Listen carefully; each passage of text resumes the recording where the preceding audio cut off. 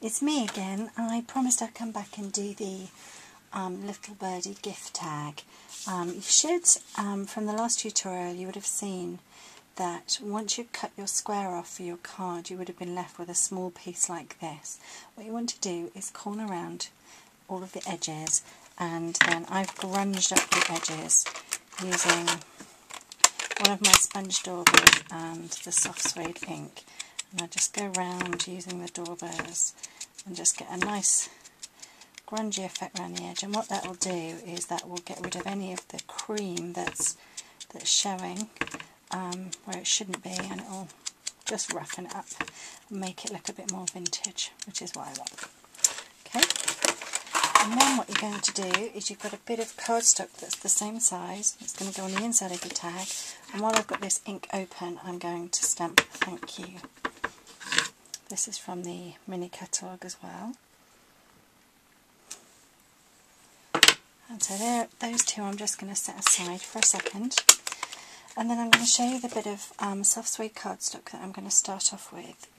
It's going to be 10 centimetres by 17 centimetres, so 10 by 17. And then you're going to score it at 5 centimetres along the short edge, and then you're going to score it at 9 centimetres along the long edge.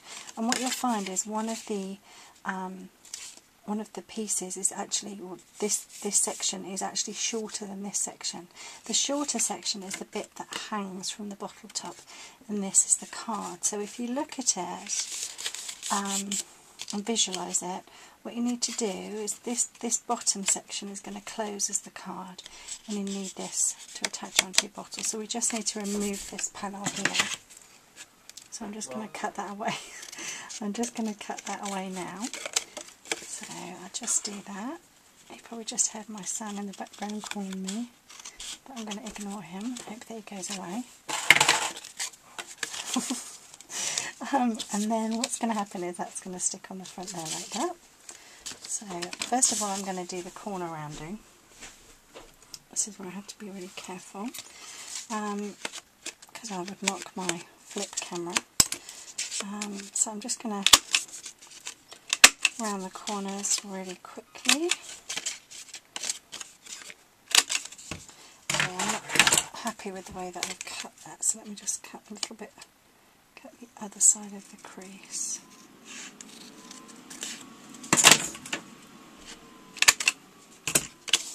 Right, so I've corner rounded that, and now I'm going to stick the thank you on the inside.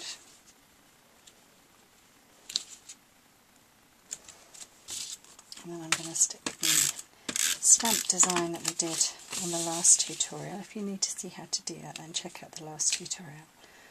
That was using the Itty Bitty Bud set, and that's going to stick on there like that.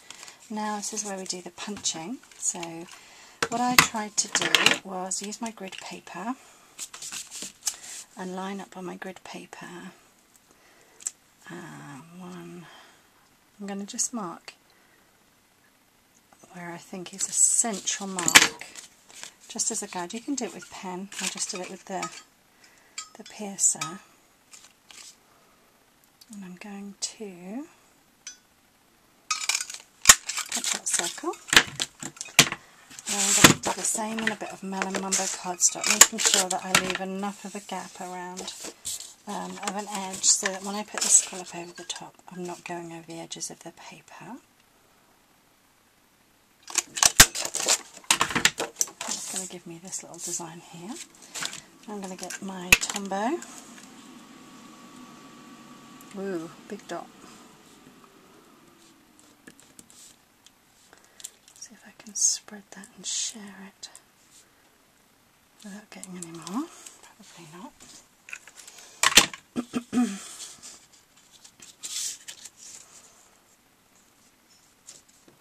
And just fold those little rough edges in.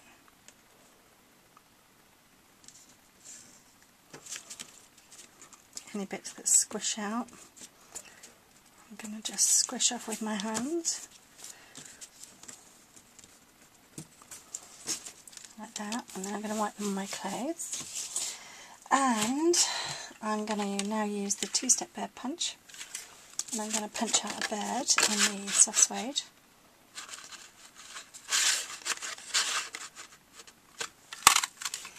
Remember, turning them over to punch them out is the best way of doing it, otherwise you'll find all the bits fly everywhere. I just need a wing, so I'm only going to do a small piece and just get the wing. And then I've got a bit of certainly celery cardstock here, and I just need the leaf. So I'm going to do the leaf and the wing. I don't think I could do one without the other without using a strip of paper. Now I'm going to get my components, which are the bird. Make a little eye.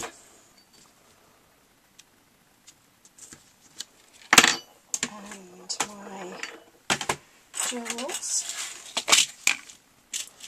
And I just want a really thin one, thin one for the eye. Perfect. Now these prongs are really long on the back of here, so I've got a pair of scissors that I don't use very often, and I just trim the prongs off like that. But don't do it with your best scissors because you'll ruin them. I don't want to be held responsible for that.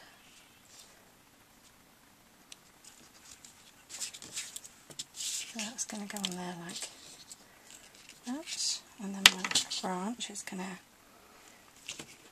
go on there like that. So I'm going to just put a little dab of glue on the leaves and the branch.